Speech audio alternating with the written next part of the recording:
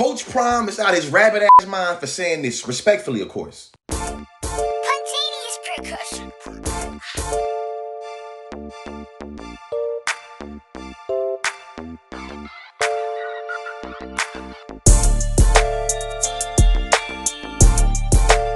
This man said when he goes for recruiting for quarterbacks, he's looking for men that come from two-parent households to have a 3.5 GPA and to have leadership. And when he's looking for a defensive player, like a defensive end, he's looking for a kid that come from a single-parent home that's barely making it on free lunch. Now, the reason why some folks would say he's smoking dope and dog food is because he had a divorce in 2013. Now, your son now is playing college football, meaning that he did not graduate from high school 10 years ago. That means he came from a single-parent household, correct? For the people in the back, he does see how pathological it is to make these type of claims, and then his son, literally is the quarterback, has the same background. Was his son able to still display leadership skills and have high grades like a 3.5 GPA? Maybe so. So why would he use his platform to push these anti-black statements, especially when his son doesn't even meet the criteria that he set for other kids to meet?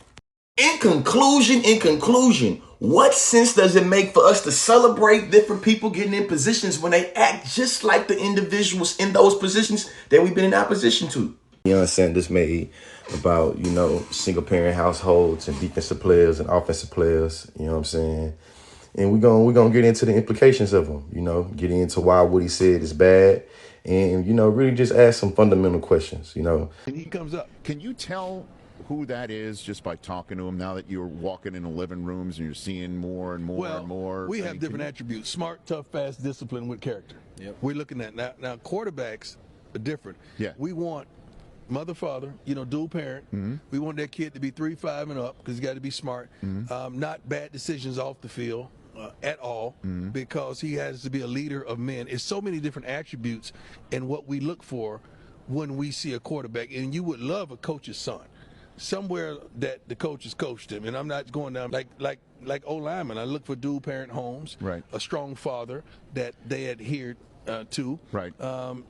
Smart kid, at least 3.3 and above. You're also describing Hurts. Yeah, tough. Well. I mean, physical. I mean, offensive lineman. Defensive lineman is totally opposite.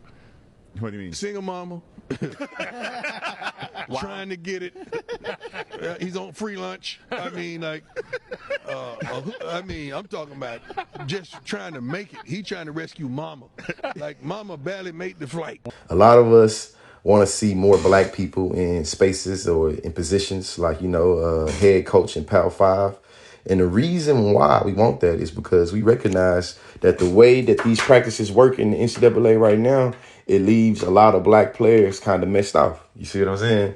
So when we're able to acknowledge there's been a lot of black football players that's been pushed to, that was a quarterback, and for whatever reason, they got pushed to play in a different position because the execs in the NFL or because the athletic director or the head coach at a college decided that, this college, this high school phenom quarterback does not come from a two-parent household. He's on free lunch, and we question his support systems. And because he doesn't have a support system, we don't know if we want to make him the quarterback. The fact that we can recognize that Patrick Mahomes comes from a single-parent household or Lamar Jackson comes from a single-parent household, and these are two NFL MVP, you feel me, people? These, Patrick Mahomes has won, two NFL rings? It's like, hey, Deion Sanders, man, you repeating the same things that white coaches say, and you think that, and a lot of people think like, hey, Conscious Lee, he just doing what everybody else do. It's like, why do we advocate so hard for black people to get in positions of power if when they get in those positions of power, they do exactly like their white counterparts? To me, that don't make any sense. You see what I'm saying? Especially if we can recognize that what he said, make it like he goes into defensive players' living rooms and asks them, hey, how many sacks did you have? And are you on free lunch? How long have you been on free and reduced lunch? Hey, quarterback, I want to know what your completion percentage is, your mechanics of throwing the ball, and how long was your parents married? It's like, what does that have to do with basketball and football? You see what I'm saying? Especially in this clip, he's saying we look for players that are smart, that are fast, quick, disciplined, strong, some shit like that. It's like you can find those characteristics in black quarterbacks or poor quarterbacks that come from, single parent households. And that's something that we got to address too. I think that people be purposely obtuse and don't recognize or refuse to recognize when people are using dog whistles. You know what I'm saying? And I know what a dog whistle when I hear one. So when we start talking about single parent households and what your abilities is going to be or not able to be based off of where you come from in terms of who your parents is or who your parents not, and that is supposed to justify what your leadership is or justifies is like, oh, that's kind of crazy. You see what I'm saying? Another thing too, it's too many sports journalists that get paid big dollars that have never played a snap of football that literally get paid in their position to talk about football. So the idea that that's not what's going on, you feel me, is this. Hey, Pat, a dog whistle is kind of like it sounds. A dog whistle is supposed to be, the literal one is when you can blow a whistle and nobody can hear it but the dog. A political dog whistle is when you're able to use words and or talk to concepts without actually saying the concepts and it's being spoken to a particular audience. So if I use a dog whistle, the human ear don't hear it. You see what I'm saying? Only dogs hear it. In politics or in the academy or when we talking about dialogue, somebody uses a dog whistle. Instead of saying, you feel me, poor people or dumb, we'll say, hey, I prefer my quarterback, the highest paid position on the field, to come from a community or come from a household that already got high paying money. It's just like, that's wild. You see what I'm saying? It's poor single household, you know what I'm saying? It's just like you making it hard for them. Not only are you making it hard for them, your statement is a little contradictory to what you got going on. You were divorced in 2013. Your son is playing quarterback right now. He graduated high school 4 years ago. So if he graduated high school 4 years ago and you not remarried, your son technically came from a single parent household. That doesn't dictate Sadir Sanders' leadership, does it? That doesn't dictate how he throws the ball, does it? This is what's being preposterous about what's being thrown around. You see what I'm saying? And if your only argument is, well, you didn't play college football or you didn't play NFL football, you know what you're talking about, that's not a response to my argument. You see what I'm saying? That is a pseudo appeal to authority where you believe, man, I got to have a conscience. In order for you to talk about football, you got to have 1,000 snaps. Unless you have 1,000 snaps, I don't want to hear you talking about. That's like, oh man, it's just like the circles people are willing to talk around to justify and or not hold somebody accountable that they like. Am I a Deion Sanders fan? Yes. Was I inspired by what Deion Sanders did at Jackson State? Yes. Does this mean I can't criticize Deion Sanders? Hell no. You see what I'm saying? Hell no.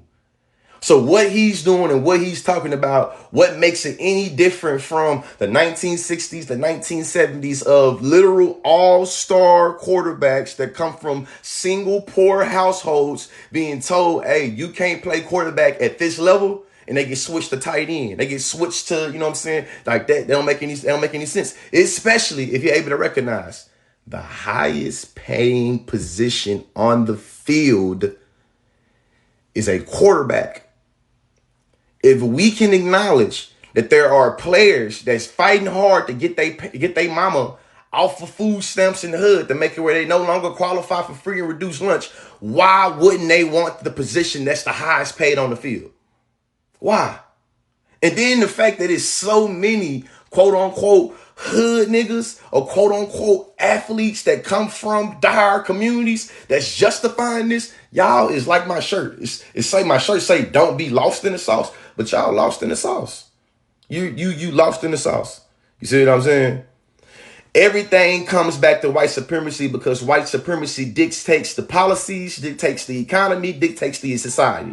When you start thinking about the way in which you say, hey, a person that comes from a two-parent household, they have this much more leadership, they have this much more of a support system. It's like that is a white supremacist idea about the nuclear family that literally displaces people that come from single-parent households. You see what I'm saying? It's a study that came out in like the 60s. It was the Moynihan report. And what the Moynihan report concluded You feel me? What's the reason why the black community is so behind? The reason why the black community is so backwards is because black women lead the community more than they should, and because black men are not there. That it was pathological and justified not only drugs, the war on drugs, and justified the hard incarceration of black males. It literally justified not giving people from particular communities certain opportunities. Obviously, like being a quarterback of a Power 5 conference.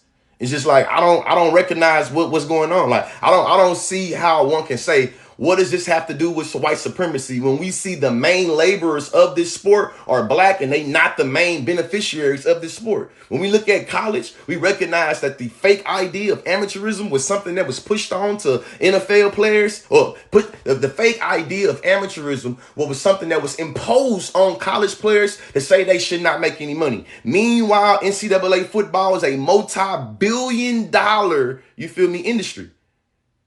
So when we start to come back, what does that have to do with white supremacy? What you mean? This right here tied all to it. The main people that sign the checks, the main people that get to dictate the policies, they are not the main laborers. The main laborers come from poor working class households.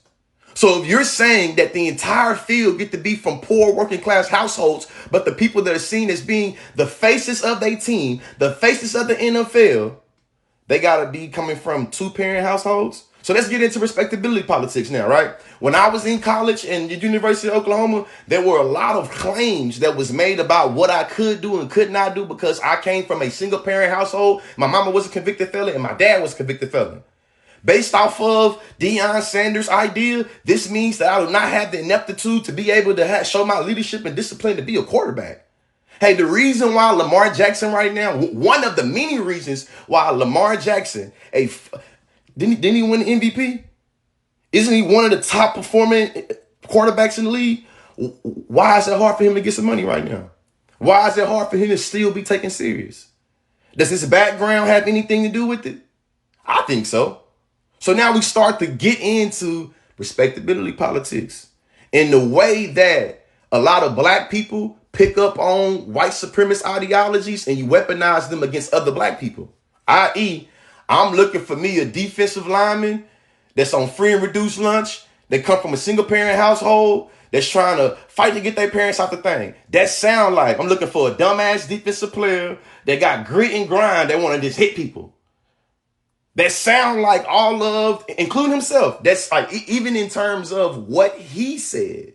When it comes to looking at Hall of Fame defensive players, based off of what y'all are justifying and based off what Deion Sanders says, we should be able to question their leadership and their discipline. Because you obviously don't give, apparently you don't need much yet to play defense. That's what the defensive player said. And two, I'm going to post the video of what he said because I don't want to hear nothing about, you didn't listen to the whole clip. I don't want to hear nothing about, that's not really what he said. I don't want to hear nothing about, that's not really what he meant. He didn't say this on the podcast. He said this when he was just like, I just think that a lot of people say they with the shits until it's time to really with the shits, and now it smell like shit, and you refuse to smell it. You refuse to smell it. Or it comes like, well, if I like the individual, there's no way for me to criticize an individual because this gonna come off as me tearing the individual down. You want to know something? I actually had agreed and or defended Deion Sanders going to Colorado because I thought that he did everything he could do. You know what I'm saying? The time that he was, you know what I'm saying, given for me at Jackson State. So it's not like I'm on a hate Deion Sanders train. I'm just recognizing what he said in that moment, what he did, what he's implying from that platform with that legitimacy. It is not only parasitic and anti-black, it's literally dangerous. You feel me? If you want to criticize the way we think about white men or rich people or more middle class people being seen as much more intellectual, much more disciplined, much more, this is what's going on. And this idea too. So in order for you to criticize somebody, you have to hate them. Throw that out the window. The idea that in order for you to criticize someone or in order for you to be critical of someone, you have to hate them. Throw it out the window. Throw it away. You see what I'm saying? That's really not a good analysis. And a lot of y'all use that to scapegoat what's really being said. So if I tell you, hey, what Deion Sanders just said about poor people, about single parent households and about, you know what I'm saying? It justifies a whole bunch of shit that goes on in the community. And what he just did, he made it hard for the single, the football player that comes from a poor single parent household. It don't matter like what you're talking about. It's like I don't know how to I don't know how you missing that. Man, I get what he's saying. You need a certain mentality for people to say play certain positions. Y'all are saying mentalities come from you having a 2-parent household or 1-parent household in the game of football. So my ability to throw a spiral or throw 50 yards compared to 20 yards is dictated on whether I have 2 parents or not. Have y'all not heard of the dad that's in the home that's not present? Or can we acknowledge, you see what I'm saying, that there are individuals that are disciplined and that have leadership that come from single parent households? It's like, I don't get what you, but he ain't say you couldn't do that. Well, he kind of did, actually. It's like, hey, man. Yeah, into elevated slice. Listen, I like Deion Sanders too. That's the reason why I was able to catch what he said, because I listened to Deion Sanders. You see what I'm saying? Deion Sanders says things that motivates me sometimes. Deion Sanders says things that empowers me and inspires me sometimes. The clip I'm talking about right now, not only did it not inspire or empower me, I'm saying that it disempowered me. You see what I'm saying? I'm saying that if he's for the culture and he's trying to get Colorado to play some HBCU, literally play HBCU things, it's like, hey, when people criticize that, this is a part of the criticism. It's a part of the criticism. So, you know, I think that I might just say this live right here, you feel me, and just post this mug, you know what I'm saying, and make it where it's understood, you know what I mean? Make it where it's understood. Because if you understand what he's trying to say and you think that's cool, I think you lost in the sauce. And I don't give a damn whether you a Hall of Fame football player, whether you was a all-state running back, whether you was a all-American safety, whether you was like, I don't like that right there does not negate any of the points I'm making. You see what I'm saying? It doesn't. And if you a defensive player and you say, man, I see what they saying. It's like you are so lost in the sauce, you are justifying your own subservientude. I say so, your own servitude, your own, you feel me? Like, yeah, coach, I hit people. I play defense. I'm just looking to, what? I digress, man. Coach Val, as a Hall of Famer, Coach Val, no, he was out of pocket for that. Not only was it was classist, you see what I'm saying? And it was anti-black. You know what I mean? Because listen, if you give a dog whistle that's based in classism, that's based in class, and you want to say, but consciously you making it about race, you ain't saying nothing about race. Say, listen. Can we acknowledge that there are a significant population of single households in the black community? Yes. Can we acknowledge when we start talking about people that are on reduced lunch, free reduced lunch, can we acknowledge that a lot of those people come from black households? So when people purposely be obtuse and say, consciously, you're making this about race, and Deion Sanders said nothing about race, it does not negate the racial implications of single-parent households, 2-parent households, people coming from free and reduced lunch, people coming from poverty. That's like, are you going to sit here and say you make everything about race and this has nothing to do with race? Are you going to sit there and literally lie to me in my, you going to lie to me in my eyes and say that? So when we start thinking about the economic scale and think about these 3 things, access, opportunity, resources, are you going to sit here and tell me that as black people, a lot of us are not disproportionately poor and that we not fighting for those 3 things? Resources, opportunity, and access. As a matter of fact, Coach Sanders, Coach Prime acknowledged that when he said he's looking for a defensive player that's trying to get mama out the hood, basically. He acknowledged that this person is hungry for opportunity, resource, and access. When it comes to the football field, what is the position that gives you the most opportunity, access, and resources? Quarterback. The quarterback position. The quarterback position gives you the most resources, the most opportunity, the most access. You want the biggest endorsement deals? You want to be the face of the team? You want to get the biggest NIL deal? Be a quarterback. So if I'm coming, that is I'm talking about, man. What talking about? I feel like if talking about, I'm talking about. I got a son. My son, 5 years old. If Deion Sanders is blessed enough to still be coaching at Colorado, and my son decides he wants to play quarterback or decides he wants to play football, and Deion Sanders decides he wants to come to the Lee household, Father Lee is going to have some questions about what I'm talking about right now. Whether my son play offense or defense. These is what you're talking about. A lot of people say they're against oppression or they're against stuff that oppress black people or discriminate against black people, but you're really not. See what I'm saying? I think that what Deion Sanders and a lot of people have proven, and people that defend people like Deion Sanders, especially in this instance, it's like, hey, listen, we fight for equality consciously. If white coaches are messing over black players, it's the black coaches' right to also mess over black players. What one of my homeboys said on Twitter, on Instagram, love him to death. He said in the comments, hey, but conscious league. He said G League, you know what I'm saying? Hey, if it ain't broke, don't fix it. What you mean if it's not broke, don't fix it? It's broken. It's broke. You like it's broken.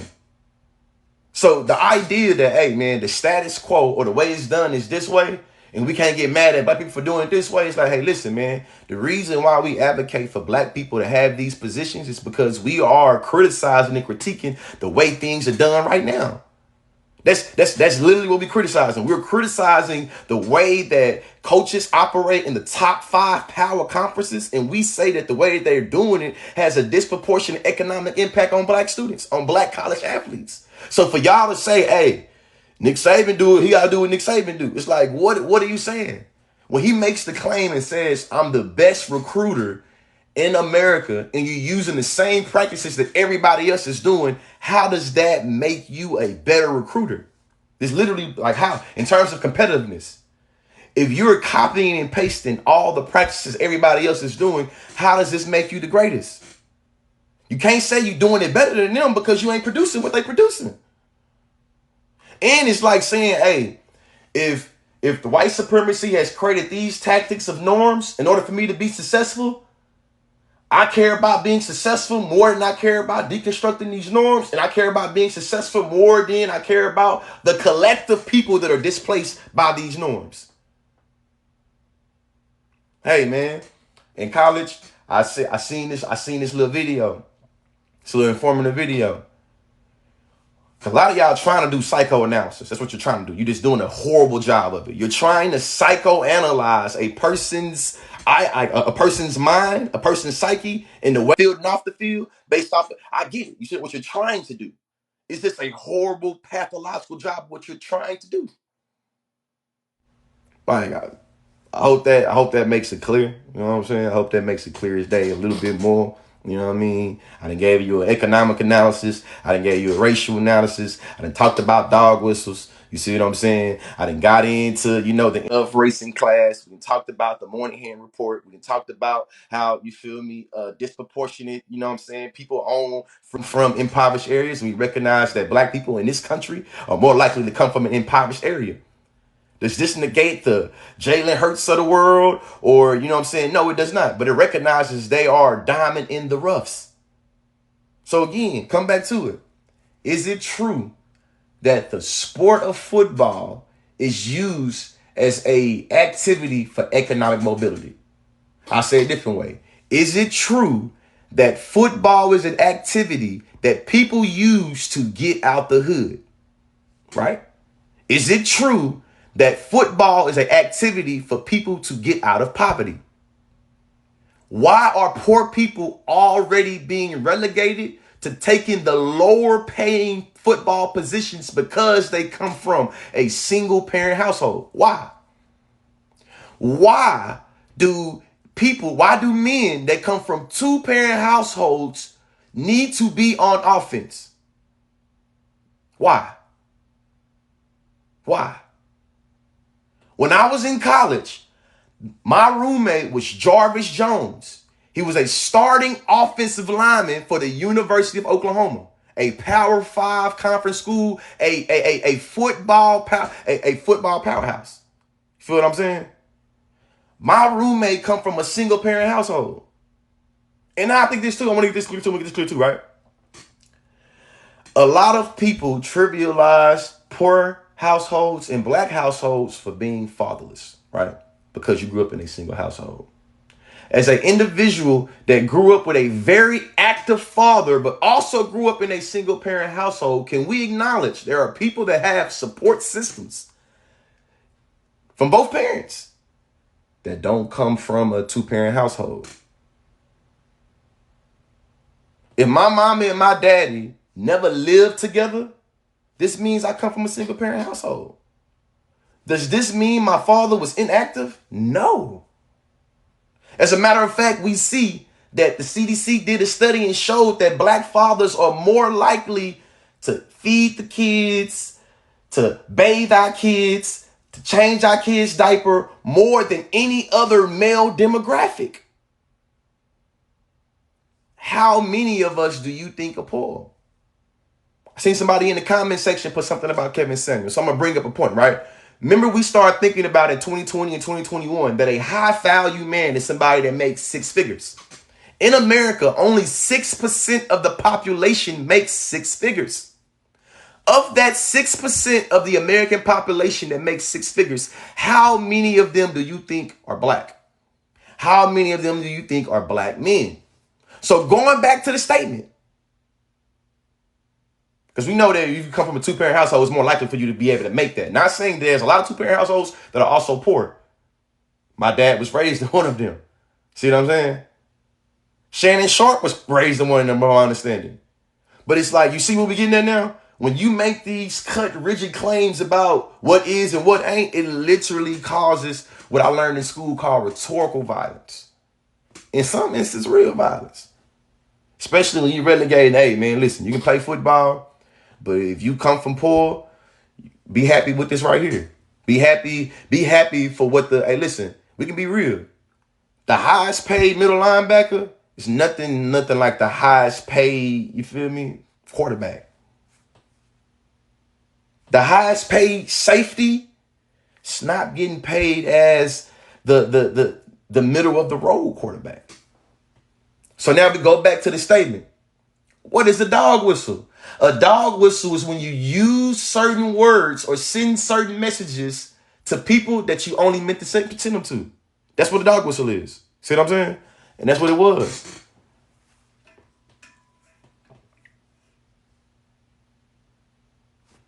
Ran over now. Just like you believe that. Hey, Ghost Trecon, your statement is so, like, you thinking very deeply about shallow shit and you drowning in your own understanding. You see what I'm saying? You said, just like you believe you're a trans man, Deion can feel the way he want to feel. What the false correlation is going on here, man? Trans people be on your mind so much. We having a full-blown conversation about Deion Sanders, goddamn football, and you making conversations about trans identities. So are you obsessed with trans people, or are you trying to accuse me of being obsessed with trans people? Because how in the hell did you come up with thinking about referencing trans people in a conversation about Deion Sanders and football? Y'all reveal yourselves all the time. You see what I'm saying? Come on now. This man didn't pull some shit about some trans out of his side of his neck, and we talking about, y'all see this though? All 230 of y'all see this. We having a conversation about the pathological statement that Deion Sanders in relationship to single parent households and people being on defense versus offense. I'm talking about sports and athleticism. I'm talking about the economy and racism. And he talking about transness.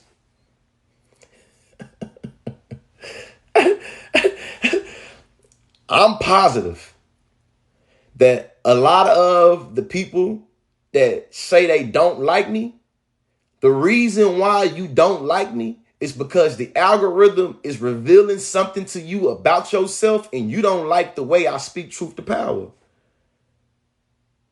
So if you on this live right now and you evoking trans shit, this means you only see me when I talk about trans shit, which means some type of way your For You page, your timeline, your algorithm is curated towards shit you don't want to hear. So when you see me, you automatically assume I'm going to say something that you don't want to hear. And as a result, I can be talking about football and you bring up trans people. And I didn't do that. You did that. You see what I'm saying?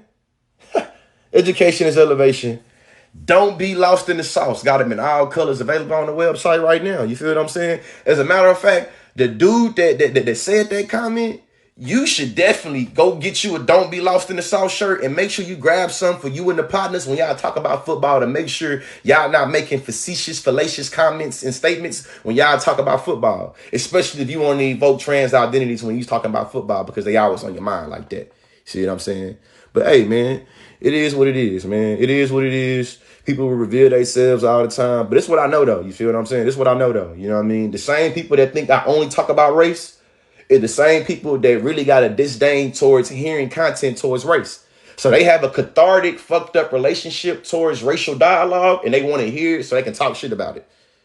A lot of people, especially a lot of my fellow black men, when y'all get on here and you start trying to pigeonhole me and make it where I only talk about the shit you don't like, it reveals to me that you lost in the sauce.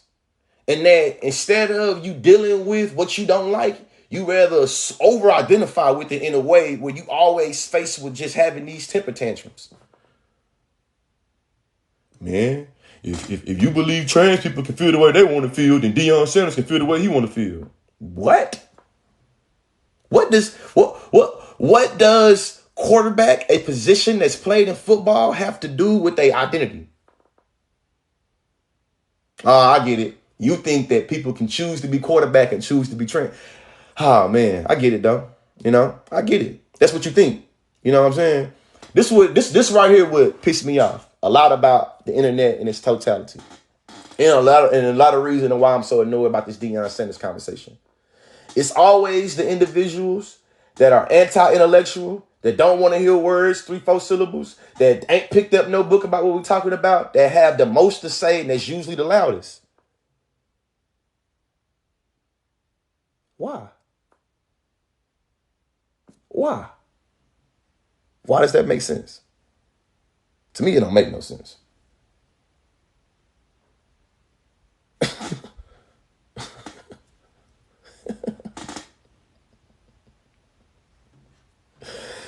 Oh, man.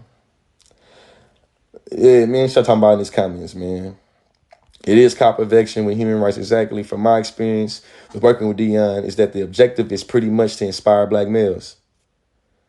Hey, as a black male and somebody that also works with black males, the likeliness of us to be on free and reduced lunch is very high, especially for the ones that play football. So I don't know what was inspirational about what he said in that statement, especially if what he said is relegating black people, black males specifically, to getting the short end of the stick. What percentage of NFL players you think come from two-parent households? What percentage? When we start talking about the long history of black quarterbacks, going back to the beginning of the NFL to now, and we talk about how black quarterbacks and you know what I'm saying have been pulled down, discriminated against, been tested, been not, people don't believe in them. They don't believe in them because of things like Deion Sanders saying. Here we have this 6'3" quarterback. He from middle of nowhere, Texas. He can throw the ball. He was great. But I don't know if I can put my franchise on him because I don't know how his leadership is. He was only raised by a single black woman. And he was on free and reduced lunch.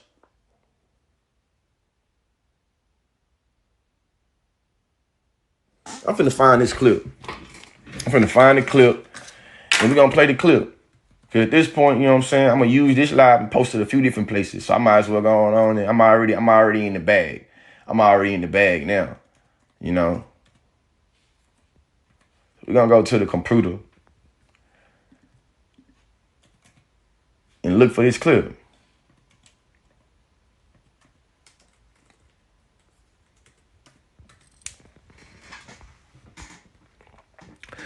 I'm so thankful that we connected to your account on the interwebs. Hey, shout out to you, Iris. Appreciate you. Appreciate you.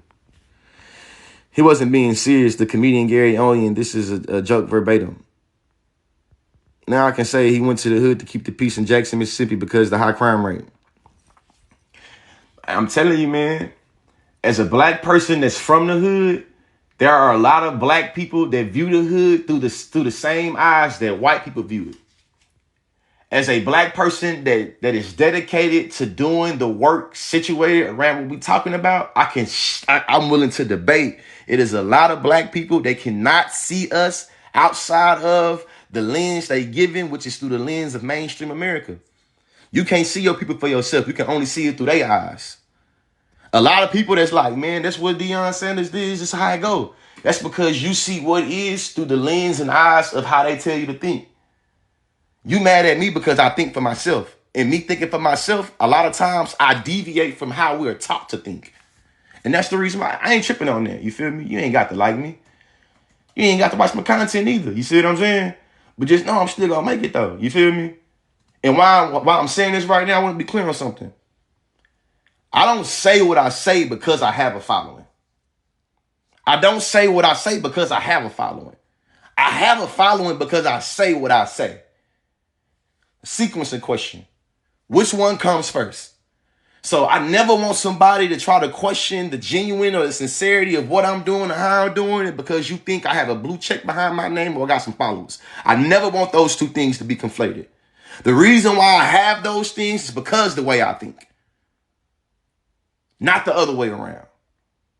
I got those things by not conforming to the way in which everybody thinks I should think. Whether it's white America, black men, white men, black women. The reason why I'm in the position that I'm in is because I choose to dance to the beat of my own drum. So when it comes to anything about feds, conforming, selling out like that, I think that if you don't like me, I'm fine with that. But don't make up nothing to justify not liking me. You see what I'm saying? Because I'm a debater, if you ever think I'm saying something wrong, I really like to add people on to my debate highlights. Dun-dun-dun, dun-dun-dun. And just like y'all feel like, man, you didn't do this, you did. Listen, I did debate though. You feel me? I'm a Hall of Fame debater. Like literally I'm a Hall of Fame debater. So if anybody ever want to challenge me on the claim, it's easy to debate me on it.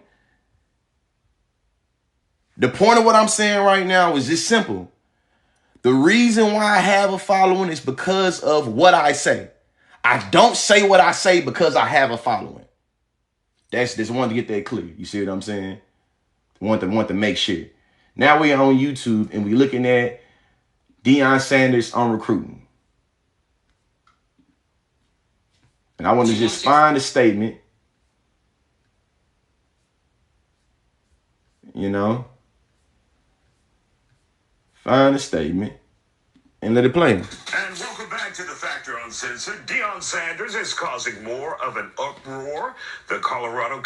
I'm gonna put the camera around. And we're going to watch it together.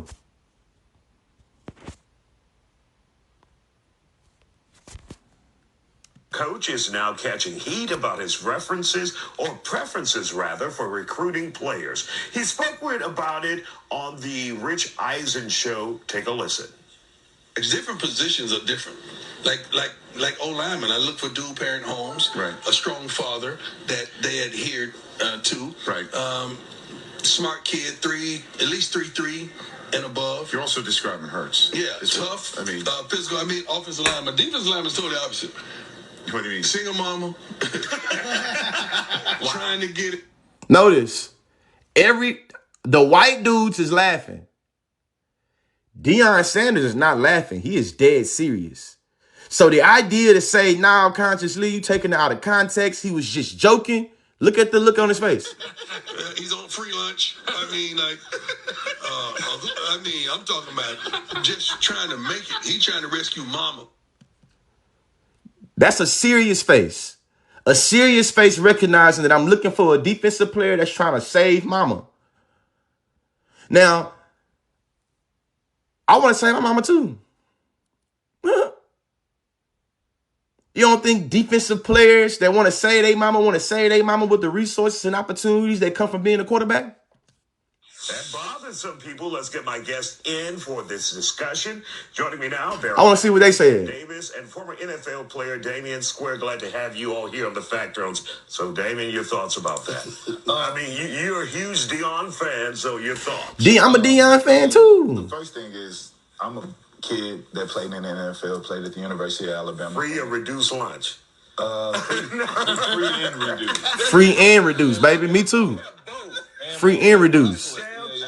I still remember my lunch number to this day. On my mama. So, and, you know, there was some harsh words to hear. You know, my mom raised a pretty good young man. I went to the University of Alabama, was the number 3 player in my position in the country. You know, shout out to my mom. There you go. Also went to the NFL and had a 9-year career. You know what I mean? So, like I said again, shout out to my mom. So to hear him say something like that, you know, I think sometimes Deion can get caught up in the player. And I think he can cross that because we don't let Deion the player go. We like Deion the player prime time. So I think when he interviews sometimes, he can kind of cross the player and the coach. And I think in that instance, you know, he just had a moment where he kind of, you know, got into a position where he kind of said too much. All right. He wants his players hungry. Shouldn't the whole football team be hungry? And if you're running the football team as the coach, why do you think that the quarterback or the defensive players have more hunger than the offensive players? Why do you think that? Huh?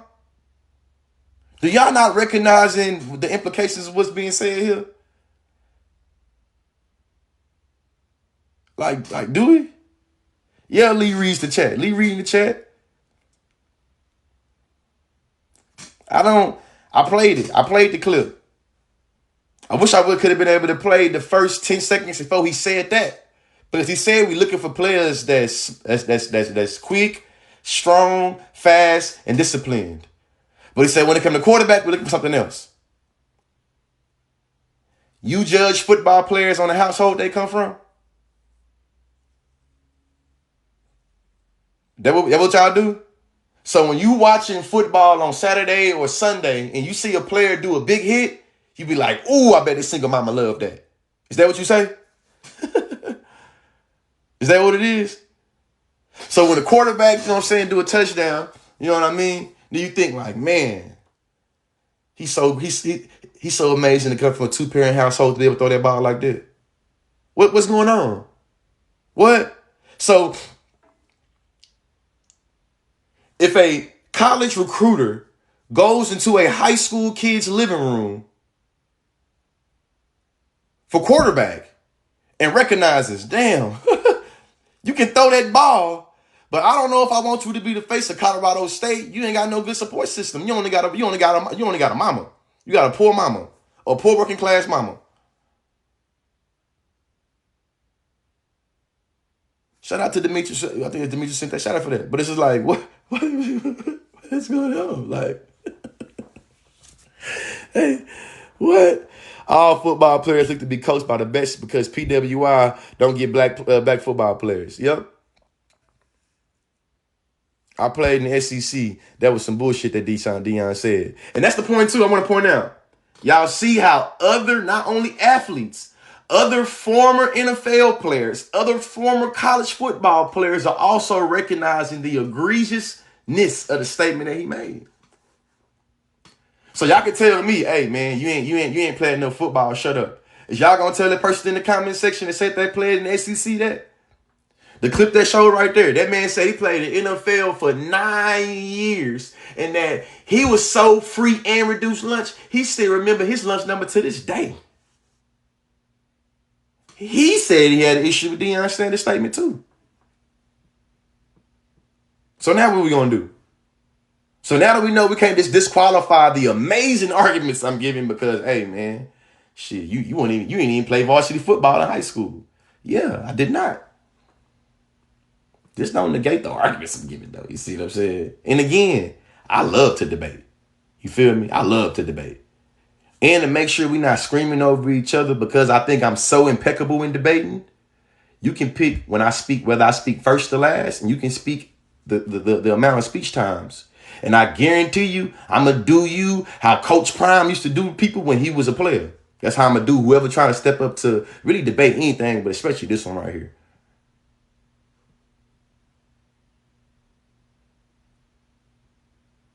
You know what I'm saying? Just like, you know what I mean? Just, you know. And two, for the people that's watching this right now, I feel like right now I'm giving a smooth lesson on how sometimes a wise man says nothing.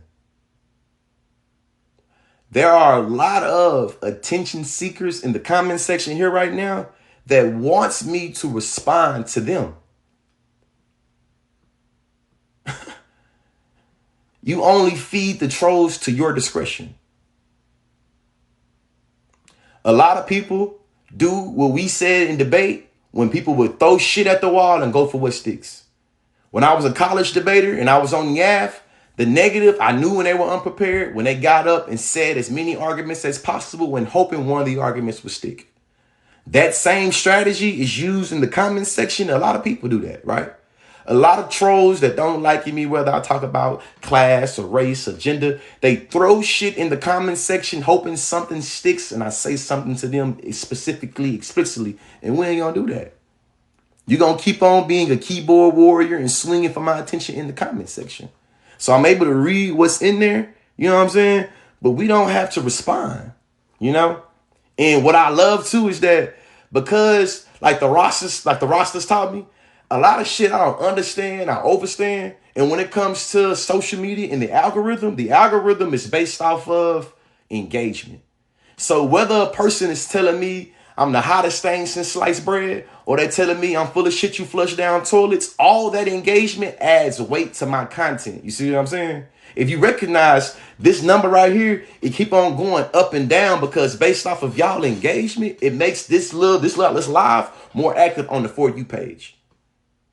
So what I do is purposely ignore people because some people want attention and they don't get it. So they will just keep on swinging and swinging and swinging, adding to more engagement, making it where the content that I want to be seen becomes more seen. You feel me? And as a person that come from a small town in the South, in Texas, and I always thought the way I thought, there are certain things that say and they just bounce off. You see what I'm saying? It's certain things that come my way and it's just like, man, listen, I'm a first generation college student that was born and raised in the hood. My family's still in the hood. Ain't shit somebody gonna be able to tell me in the comments section that's gonna be worse than what I experienced in real life. Talk about sensitivities. You see what I'm saying? And what I recognize too is that 9 times out of 10, the people that are speaking the loudest about folks being sensitive are usually the most sensitive people. I know that. The people right now that's accusing folks of being sensitive when it comes to the Chris Rock stand-up, they are sensitive to hearing criticisms about their beloved Chris Rock. The people that say, hey, you are sensitive to selective outrage and you saw selective outrage, the reason why they are saying that is because they are projecting really. You know, one of the things that annoyed me about the Chris Rock stand-up is that it's usually the people that's not doing no work. You ain't doing no revolutionary work. You ain't doing no grassroots work. You ain't doing no community work. You ain't doing no anti-racist work. Are the loudest of criticizing how the work is done. That annoys me every time. Anytime a mother effer is more loud about how a person is responding to racism than the actual racism itself, I have an issue. Chris Rock gave an hour and 5-minute special. He talked more shit about black people in that hour and 5 minutes that he did about the white supremacists. And this people talking about, he's speaking truth, selective outrage. He started off a selective outrage documentary with talking about woke traps. You making the same arguments that white folks make on Fox News, and you doing it in blackface with some black comedy, and you think it make it different? Hell no, it don't make it different. You copying and pasting the same shit they say about woke. Would you rather have some $20 racist pants or some $120 anti-racist pants? That sound like the same shit that Bill O'Reilly and Tucker Carlson be saying on Fox News. These days, they don't want to outwork you. They just wait for you to say something dumb and take your job. Man, that sound like the same thing them white folks say when they don't want to be held responsible, accountable for something they said or did and feel like the way they feed their family shouldn't be held into question. Same thing. These days, people won't outwork you for your job. They wait for you to say something stupid, and then something stupid to be something oppressive. Yeah, man. The same tactics, man. The same tactics. Selective outrage, and you directing your selective outrage criticisms towards oppressed peoples. That shit ain't woke. That shit ain't nothing new. You see what I'm saying? When white people accuse black people of not saying anything about black on black crime, but saying something about when white folks kill black people, they are accusing us of selective outrage. That's not nothing new. That's what we used to hearing. So you think that because black people kill each other, this gives you an excuse to kill us? What? That is a criticism of selective outrage. When y'all start talking about, you know what I'm saying, this and that and that and this about rap music, and y'all say, well, y'all don't say this, y'all are making criticisms of selective outrage. So why is titling, I wouldn't even call it stand-up comedy. I would call it stand-up ranting with a little bit of humor. That wasn't comedy, that was a rant. That was a rant that my old ass uncle would give at the barbecue after he had a little drink, and now he's ready to talk about how annoyed he is with the world and what pissing him off and what he don't understand. That's literally what Chris Rock gave. He done had a couple shots of Hennessy. He been on the grill all day and thinking folks being ungrateful. So he had a whole family here and people from the block here at the cookout, and now you want to hop on the mic and rant about selective moral outrage and about how these youngsters these days don't know how to value some good pants. You want to buy some anti-racist pants when the racist pants cost lesser. That's not comedy. If you want to be fully accepting, get with a Kardashian. They take everybody. That's not funny. It wasn't funny to me. Well, conscious leave. It wasn't funny to you, then why you watch it? The same reason why you watch my content and disagree with it, because you decide to do that.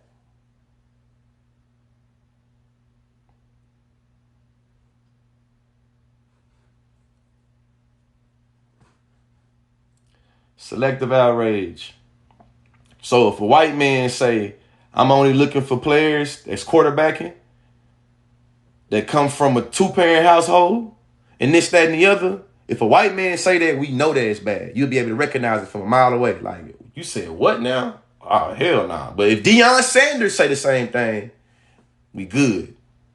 Selective outrage. What? Hey, listen. If Chris Rock decide that everybody is calling him a bitch, and you feel like Will Smith is giving selective outrage and only want to hit you, you have selective outrage because you think the violence only started when you got popped in your mouth and it didn't start when you've been ridiculing this woman for so long. You have selective outrage because you think the outrage only happens when you impacted and not when she was impacted or he was impacted. That's selective outrage. Hey, in the black community, in Bed-Stuy, where Chris Rock is from, in Bryan, Texas, where I'm from, in West Philadelphia, where Will Smith is from, all these communities have witnessed a yo mama joke going too far and somebody being popped in the mouth.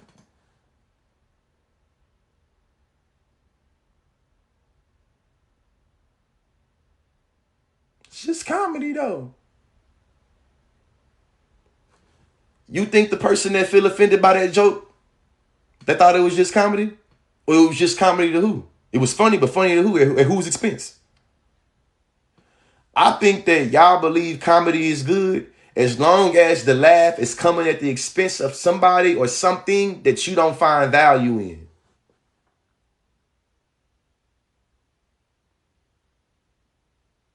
Chris Rock made a colorist ass joke about Steph Curry versus Draymond Green, talking about light-skinned babies versus dark-skinned babies.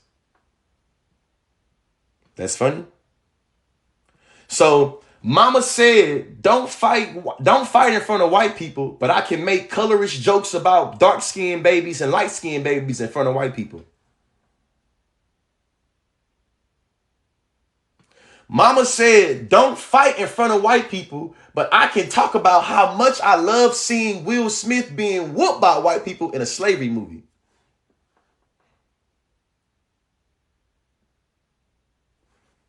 A lot of folks will come for me and make it where it's like, hey, I don't think he real.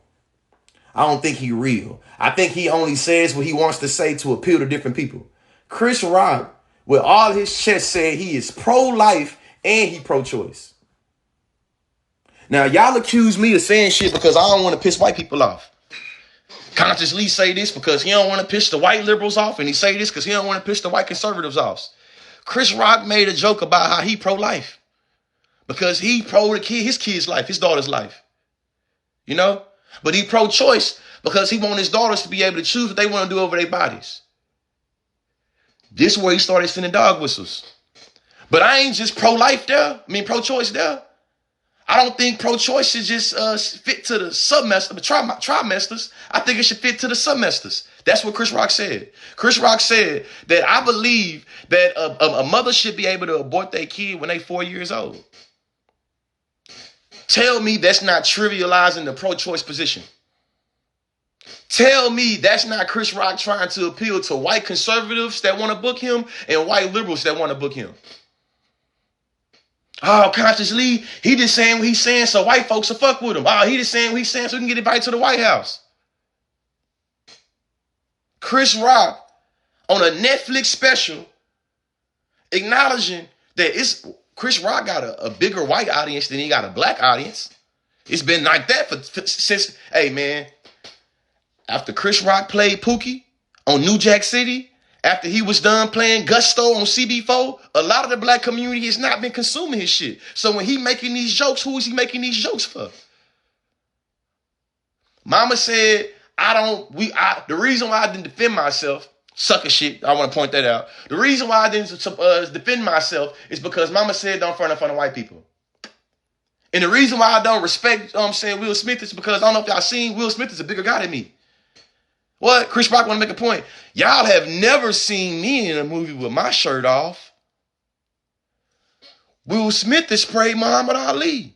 So you mean to tell me your dumb ass decided to make jokes about a man that played Muhammad Ali and thought that shit was going to be sweet? I ain't a victim though. You not a victim, but you opened up with saying, they say sticks and stones. You said something about words hurt more than this, but you say they ain't never been hit in the mouth. But you're not a victim though.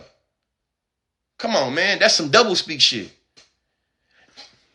You started with, and then it's just so much sucker shit that I see. You know what I'm saying? And the same people that be like, hey, Conscious Lee, all you do is go at black people or this, that, and the other, and you do it for white people. Chris Rock is playing into respectability politics. Mama said, boy, if you want to prove to them white folks you got some sense, you better conform to how them white folks say you got to have sense. But y'all accuse me of being a sellout. Y'all accuse me of conforming. Y'all are confused. Y'all say I'm assimilating. Y'all say the reason why I say shit is to appeal and to pander to white people. But his mom, my mama said that I shouldn't fight in front of white people because that's gonna get in the way of how I pander to them. You didn't feel that way when you was talking that shit in front of the white folks. So you shouldn't feel that way when you got popped in front of the white folks. Stop playing with me, man. It's just comedy. Hey, listen, can we acknowledge there was a time in history where it was rational, not only rational, it was applauded for white comedians to make nigga jokes. Does your argument that we shouldn't criticize comedians because they supposed to talk about the serious things, does that criticism fit for white comedians? Does it? So if a white comedian decides to give blackface and talk about woke warriors and how Black Lives Matter cares more about burning down Target than they care about this, they're a comedian. Why should they care about you being offended if they can make people laugh? Why? Comedians they give social commentary. We shouldn't criticize comedians. We shouldn't. So when Kramer was talking about hanging niggas from trees, you thought that was acceptable? You didn't think that those jokes had any type of implication on the climate? You see how dumb the arguments y'all make, how they be? You shouldn't criticize comedians because comedians shouldn't be criticized, but we can recognize that the way in which comedy happens right now is not how it was then because society is able to push the way comedians give jokes. How good are you as a comedian if you can't keep up with the times and the societies you're giving jokes in or about? How good of a comedian are you? And this really my beef right here. And I'm going to purposely say it in a harsh way. These old 1990 ass comedians is stuck in the time and think they can give the same old ableist, fat phobic, colorist jokes that made us laugh in the 90s in 2023 and it ain't working. I'm positive there were white comedians in 1980s and 1970s that was saying the same shit that y'all say about when people make jokes about trans people. White comedian. I don't have no issue with the blacks. I just want to make some jokes about them and laugh. This doesn't mean I care. This doesn't mean I'm racist. I got black friends. I just want to make a few jokes about black people. Society sure is getting sensitive. Back in my day, you used to be able to say you a good nigger joke and everybody chuckled about it. Nowadays, everybody's sensitive. So what you're telling me is I can't speak on these people because they're offended by it? So what you're telling me is, if I want to give a joke about the way that I feel about the blacks, if they feel offended by it, then I can't say it. No, you can't say it.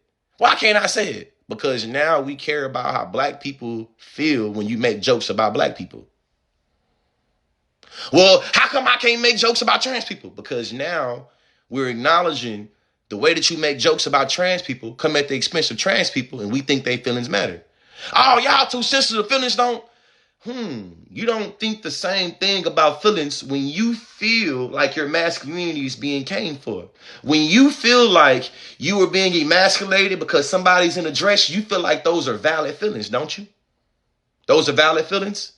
If I told you you're being in your feelings about being emasculated, would you look at me and say, what the hell you mean? So to me, it's given that you believe that there are certain default emotions that we don't have to acknowledge as emotions, and there are certain emotions that we have to acknowledge as emotions, and they're bad. Deion Sanders can feel the way he want to feel. If a trans woman can feel the way she want to feel, apples and oranges. You know what? Apples and oranges are at least the same fruit. People will compare apples to tricycles. The only thing they have in common is they both red. You comparing fruits to bicycles. It's not the same thing. It is not the same thing. So then we get into what's going on, right? A lot of football fans that claim to be in opposition to white supremacy, and they claim to be for black empowerment, and they claim to want to see more black men get more opportunities, believe that what Deion Sanders said, that shit was cool.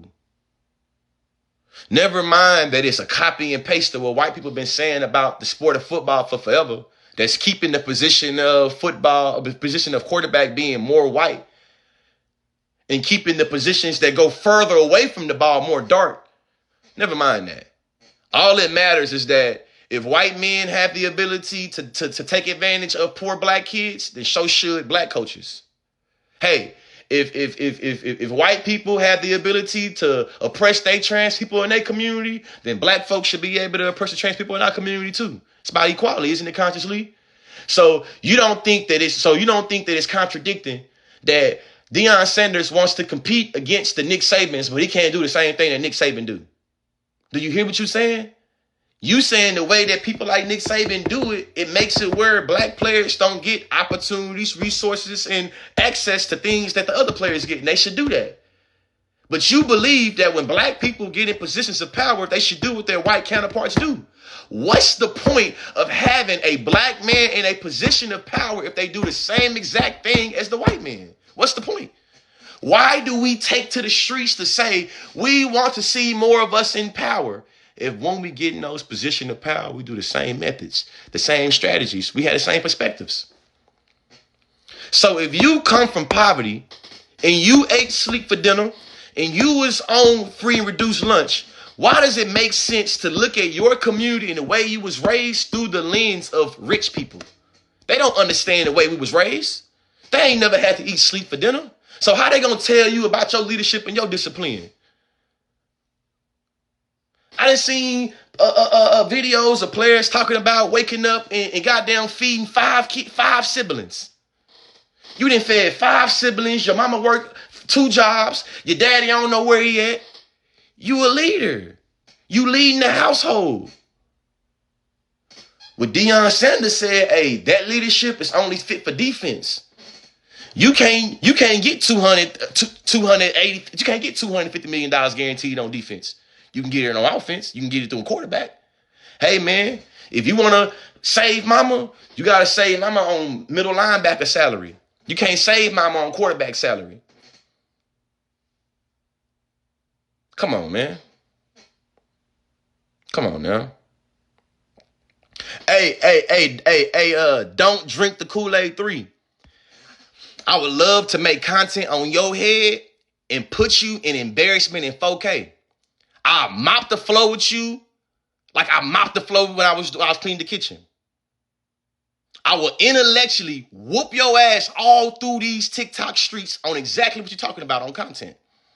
So if you think anything I've said is faulty, if you think anything I've said can be Pepsi challenge, step up to the plate. If you feeling froggy, leap your ass up in here.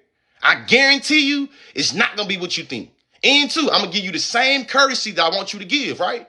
When you step your ass on this live, tell me what your argument is. Tell me whether I'm speaking first or last, and tell me how long the speech is going to be. If you ain't going to do that, keep your ass in the comment section swinging for my attention and keep on being a keyboard warrior. I ain't got nothing else to say to you, though. And this go for anybody in the comment section. I'm really with the debate shits. So if you think anything I've said is just for kicks and giggles or just to get some views, step up to the plate and challenge consciously in a structured debate. If you think what I say is faulty about trans identities, come get your ass busted. Easy. If you think what I'm saying about Deion Sanders, I don't know what I'm talking about, come get your ass busted. Easy. If you think what I'm saying about classism economics, if you think it is false, come here and let me do you the same way Deion Sanders was doing them receivers when he was in the league. And listen, if you think that I just talk a good game, I ain't gonna be about it, come. The same way you came to the live, the comment, the same way you able to hop on the screen. And this is what I know. A lot of people don't have the same energy when it's in 4K as they have in that comment section. You feel me? They don't. And I know too, when I got a person, when I got them on there, when I got their nose, because when I start beating on your ass intellectually, you know what you're going to say? You talk real tough on the internet. Growing up in the hood, I knew I had you on whatever we was playing once you started talking about, what about them hands though? I already know the game. You feel me? I'm going to smash you in this. I'm going to do you so bad that you're going to want to fight. I know that. You see what I'm saying? Because not only am I a wordsmith, I'm a professional shit talker that's good at taking other people's shenanigans and making, you know what? I'm good at manufacturing chicken salad out of chicken shit. Call me Chef Lee right now. If we don't have nobody else, you feel me, to hop on, I'll go back to what I was saying. I'll go back to what I was saying. See what I'm saying? I'll go back to what I was saying. Education is elevation. A lot of us talk about how knowledge is going to be able to liberate us. But some reason when we come across people with knowledge, we don't have that same, you feel me, understanding. We don't have that same understanding. When Deion Sanders making comments that he can't defend, you don't say he's making content. But when I'm making arguments that I can defend, I'm just making content. Stop playing. Stop playing. I don't get it. So you can go off me search and deny all the research.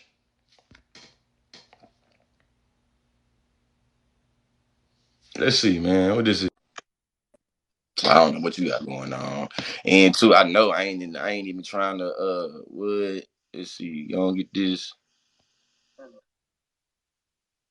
Um, hold on, we gonna do like hold on. What we I don't even know this host. I thought there's somebody that was hopping on. I thought there was somebody that was hopping on. I thought that was hopping on to get busy. You see what I'm saying? That's what I thought it was somebody hopping on to get busy. You know? If we debating, you can pick the topic. I think I'm so nasty in that, I don't think I'm gonna lose. See what I'm saying? So we debating, you can pick the topic. You can pick whether I speak first to last. You can pick how long we speak. But what we're talking about in this live right now is two things. First thing we're talking about is Deion Sanders and the comments that he made and how they are dangerous for black people and how what he said was some sucker shit and how what he said is really replicating what white coaches say. The second thing we're talking about is the Chris Rock, you know what I'm saying, special and how a lot of people is, caping for Chris Rock.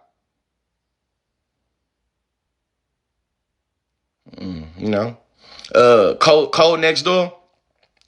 What Chris Rock said, I'm trying to see about. I wish I could pull it up, man. Like pull like the full thing that you know what I'm saying, like the full thing that I want. But pretty much what he said is that when he's looking for an offensive player, a quarterback to be specific, he's looking for a quarterback. He's looking for a player that comes from a 2-parent household that has discipline and leadership. And then when he's looking for a defensive player, he's looking for them to come from a single-parent household that's on free and reduced lunch, that's trying to save their mama. And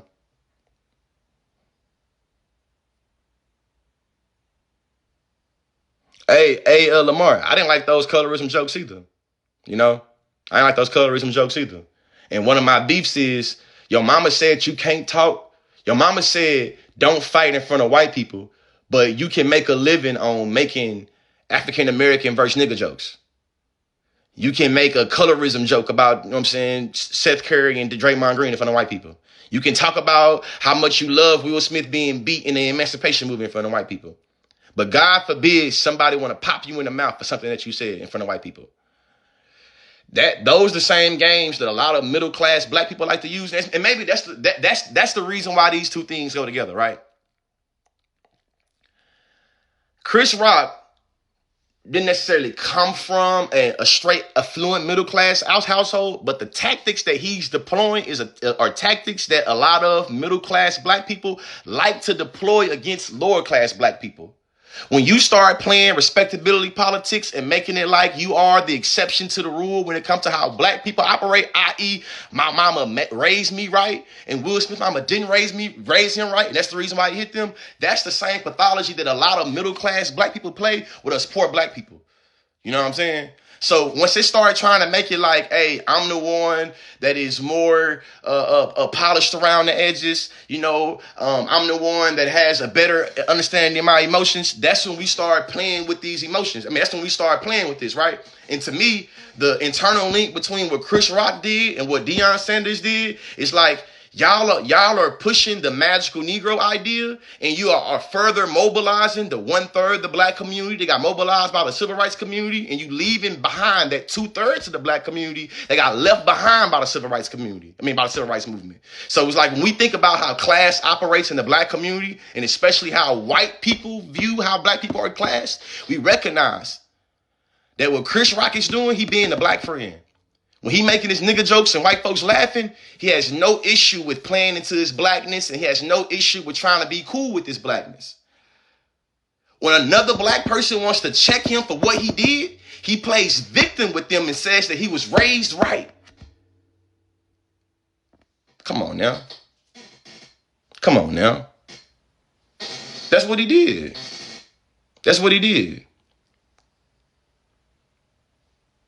But Chris Rock come from a two-parent household, and Will Smith come from a one-parent household. What? Will Smith is on free and reduced lunch, and Chris Rock wasn't. What do we do with this?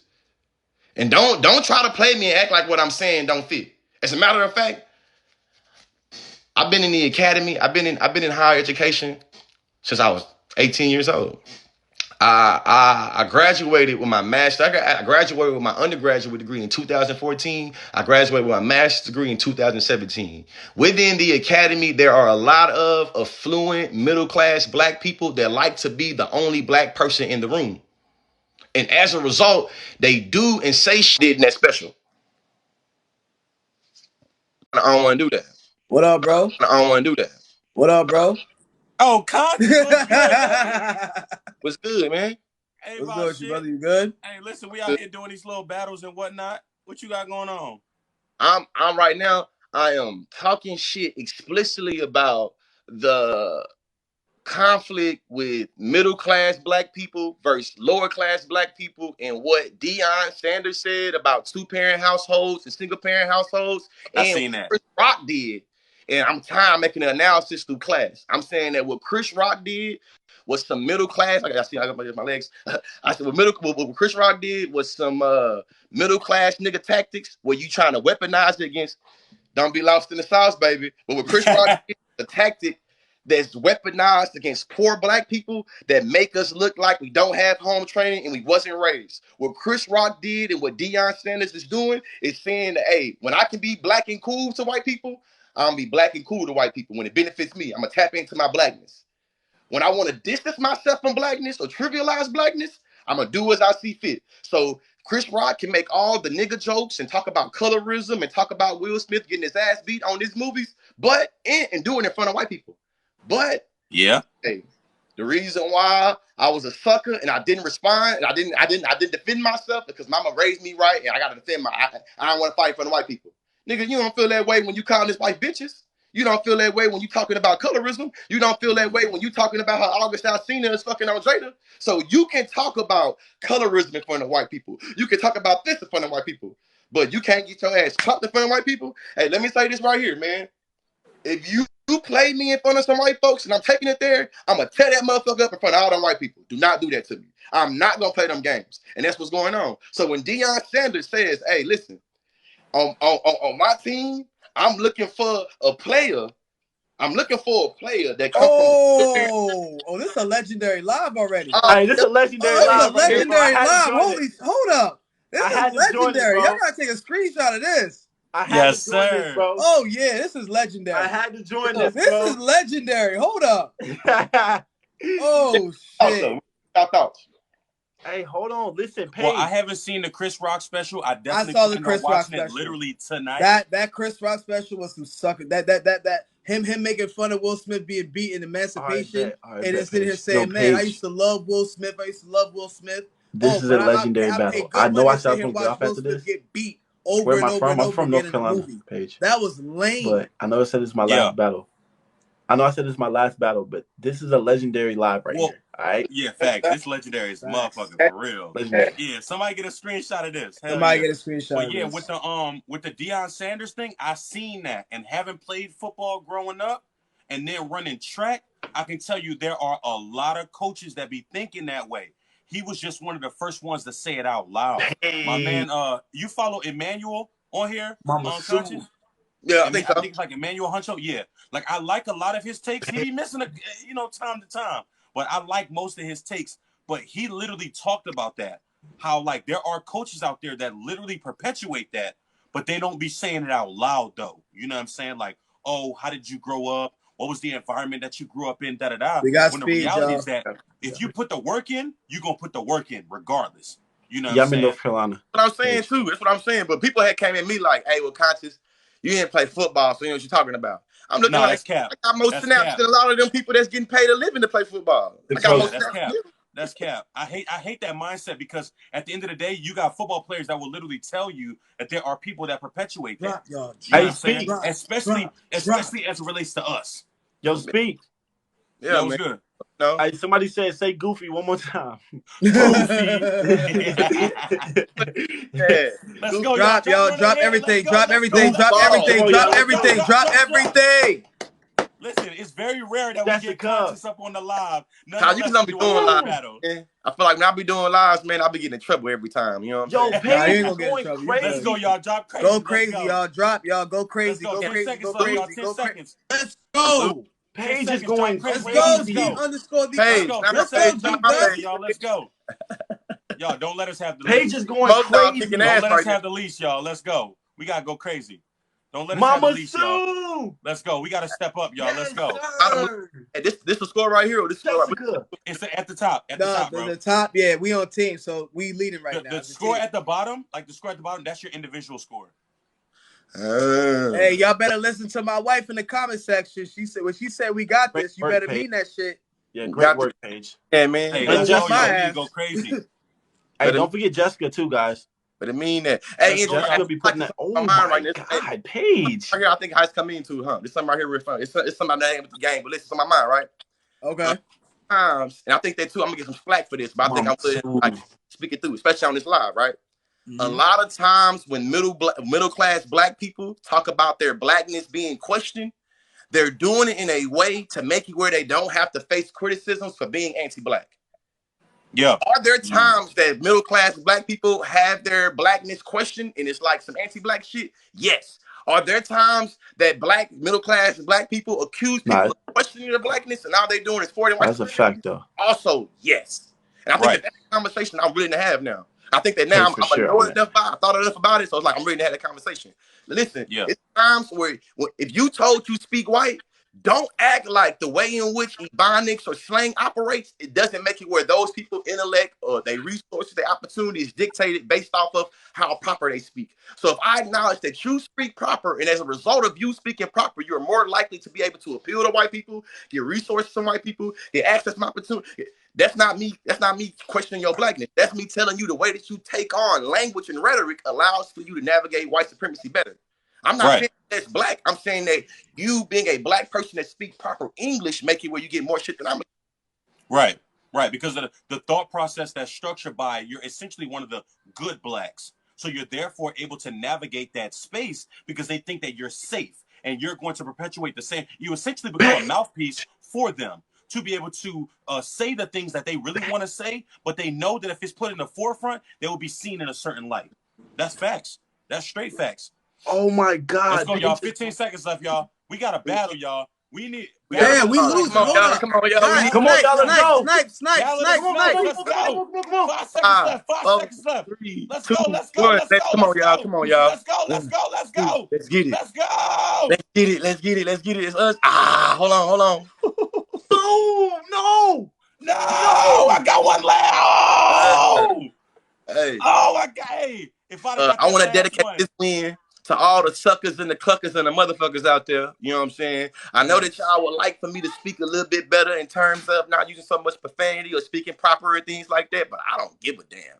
I came like I came, I left like I left. It is what it is. Shout out to all the black men up on this thing right here. It is what it is. You know, we're going to do facts.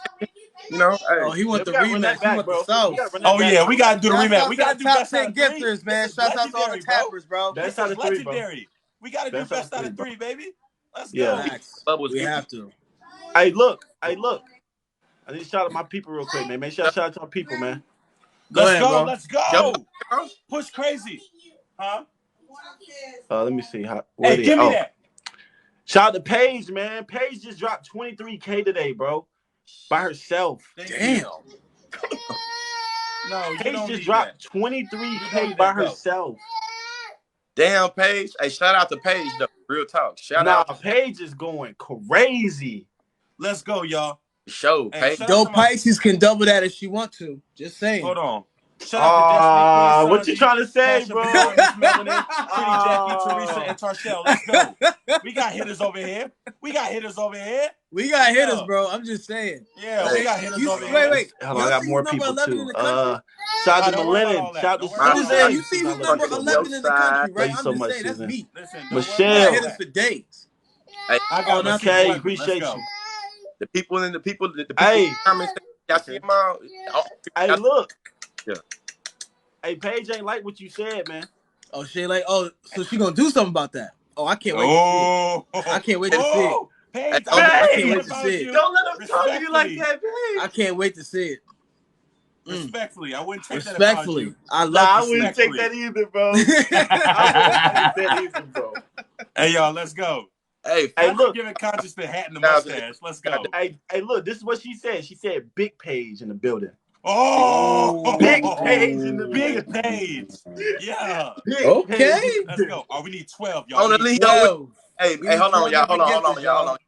We got a Houston legend right now up in the comment section. You know what I'm saying? Y'all say what's up to Mona Leo. If y'all ain't checked out the new, she got a new single out. You know what I'm saying? Spitting that shit. I go check it out. Y'all know Mona Leo that Yeah. I can't date a white man. I'm gonna kill it to say no. Oh yeah, let's go.